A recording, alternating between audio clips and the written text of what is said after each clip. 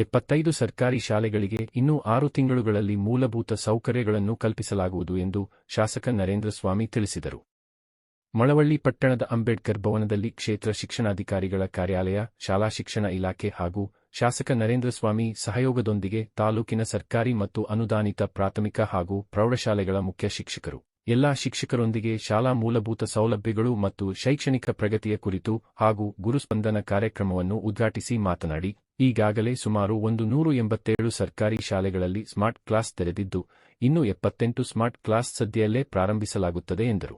ತಾಲೂಕಿನಲ್ಲಿ ಉತ್ತಮ ಸೌಕರ್ಯವಿರುವ ಶಾಲೆಗಳನ್ನು ಆಯ್ಕೆ ಮಾಡಿಕೊಂಡು ಮಲ್ಟಿಮೀಡಿಯಾ ಸೆಂಟರ್ ಮಾಡಲಾಗುತ್ತದೆ ಎಂದರು.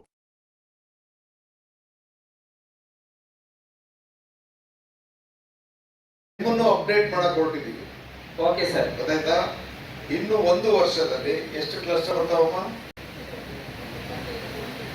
22 ಕ್ಲಸ್ಟರ್ಗೆ 25 ಸೆಂಟರ್ನ ಸೆಲೆಕ್ಟ್ ಮಾಡಿದ್ವಿ. ನಾನು ಈ ವರ್ಷ ಅದಷ್ಟು ಮಲ್ಟಿಮೀಡಿಯಾ ಸೆಂಟರ್ನ ಹಲವಾರು ಸಂಘ ಸಂಸ್ಥೆಗಳಿಂದ ಮತ್ತು CSR ಆಕ್ಟಿವಿಟಿನಲ್ಲಿ ಅದಕ್ಕೆ ಅವಕಾಶ ಕಲ್ಪಿಸ್ತಾ ಇದ್ದೀನಿ. ಈಗ ಟೋಟಲಿ ಟ್ಯಾಪ್ ಕೊಟ್ಟಂತ ಶಾಲೆಗಳೆಷ್ಟು? 182 ಶಾಲೆಗಳಿಗೆ ಸ್ಮಾರ್ಟ್ ಕ್ಲಾಸ್ ಪ್ರಾರಂಭ ಮಾಡಿಸಿದ್ವಿ. ನಿಜಾನಲ್ಲಿರೋರು ಹೋಗ್ತೀರಾ? ಇನ್ನು ಬಾಕಿ ಇರೋದಿಷ್ಟು 78, ಇನ್ನು 1-1.5 ತಿಂಗಳಲ್ಲಿ ಕಂಪ್ಲೀಟ್ ಮಾಡಿದೆ. ಅಂದ್ರೆ ಮಳವಳ್ಳಿಯ ಎಲ್ಲ ಶಾಲೆಗಳಲ್ಲೂ ಸ್ಮಾರ್ಟ್ ಕ್ಲಾಸ್ ನ ಪ್ರಾರಂಭ ಮಾಡೋದಕ್ಕೆ ಅವಕಾಶ ಮಾಡಿಕೊಡ್ತಾರೆ. ಇದರಲ್ಲಿ ಯಾರಿಗಾದ್ರೂ ತರಬೇತಿ ಅವಶ್ಯಕತೆ ಇದ್ದರೆ ಮುಜುಗರ ಪಡೆದೇನೆ ನಿಮ್ಗೆಲ್ರಿಗೂ ಕೂಡ ನೀವು ಯಾರ್ಯಾರು ಈ ವಿಚಾರದಲ್ಲಿ ನಾವು ತರಬೇತಿ ಬೇಕು ಅಂತ ಕೇಳ್ತೀರಿ, PO ಹೇಳಿದ ತಕ್ಷಣ ನಾನು ತರಬೇತಿನ ಕೊಡಿಸ್ಕೊಡ್ತೀನಿ. ಜೊತೆನಲ್ಲಿ ಇವಾಗ ನಿಮ್ಮ ಕ್ಲಸ್ಟರ್ಗಳಿಗೆ ಒಂದೊಂದು ಮಲ್ಟಿಮೀಡಿಯಾ ಸೆಂಟರ್ ಏನೇನು ಕೊಡ್ತಾ ಇದ್ದೀವಿ, ಅಲ್ಲಿಗೆ ನಾನು ನಮ್ಮ ಇಸ್ರೋದಲ್ಲಿ ನಿಮಗೆ ಈ ವಿಚಾರದಲ್ಲಿ ನಾವು ನೇರ ಶಿಕ್ಷಣವನ್ನು ಏನ್ ಕೊಡ್ತಾ ಇದ್ದೀವಿ ಆ ವ್ಯವಸ್ಥೆಯನ್ನು ಕಲ್ಪಿಸ್ಕೊಡ್ತೀವಿ ಅಂತ ಮಾತನಾಡಿದ್ದಾರೆ. ಮೂಲಭೂತ ಸೌಕರ್ಯದ ವಿಚಾರದಲ್ಲೂ ಈಗಾಗಲೇ ನಾನು ಸಾಕಷ್ಟು ಪಟ್ಟಿಯನ್ನ ಮಾಡಿದ್ದೀವಿ. ಈಗ ನಿಮ್ಗೆ ಎಷ್ಟು ಜನ ಭೇಟಿ ಮಾಡಿದಾರಲ್ಲ?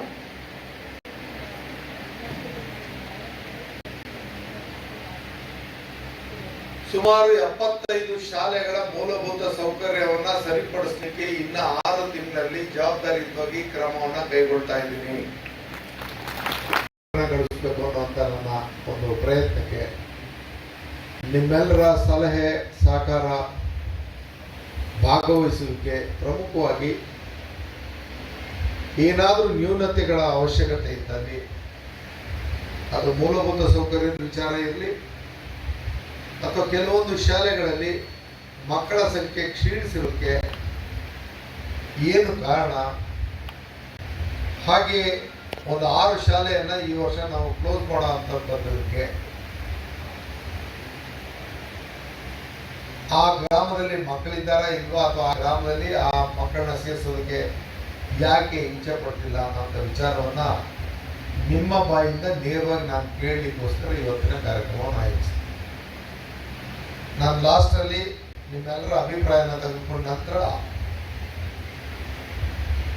ಈ ತಾಲೂಕಿನಲ್ಲಿ ಶಿಕ್ಷಣ ವ್ಯವಸ್ಥೆಯನ್ನ ನಿಮ್ಮೆಲ್ಲರ ಒಗ್ಗೂಡುವಿಕೆ ಜೊತೆಯಲ್ಲಿ ಪೋಷಕರ ಸಹಕಾರದ ಜೊತೆಯಲ್ಲಿ ಏನಿವತ್ತು ಗ್ರಾಮೀಣ ಶಿಕ್ಷಣ ಮತ್ತು ಅದರಲ್ಲೂ ಗ್ರಾಮೀಣ ಶಿಕ್ಷಣ ಅನ್ನೋದಕ್ಕಿಂತ ಸರ್ಕಾರಿ ಶಾಲೆಗಳಲ್ಲಿರ್ತಕ್ಕಂಥ ಶಿಕ್ಷಣ ವ್ಯವಸ್ಥೆ ಮತ್ತು ಖಾಸಗಿ ಶಿಕ್ಷಣದ ಒಂದು ವ್ಯತ್ಯಾಸ ಅಥವಾ ತಾರತಮ್ಯ ಏನಿತ್ತು ಅದನ್ನ ಮೀರಿಸ್ತಕ್ಕಂಥ ರೀತಿಯಲ್ಲಿ ಸರ್ಕಾರಿ ಶಾಲೆಯನ್ನ ಸದೃಢಗೊಳಿಸೋದಕ್ಕೆ ನಾನೊಂದು ಪ್ರಾಮಾಣಿಕ ನಿಮ್ಮನ್ನು ಅಪ್ಡೇಟ್ ಮಾಡಕ್ ಹೊರಟಿದ್ದೀವಿ. ಓಕೆ ಸರ್, ಗೊತ್ತಾಯ್ತಾ? ಇನ್ನು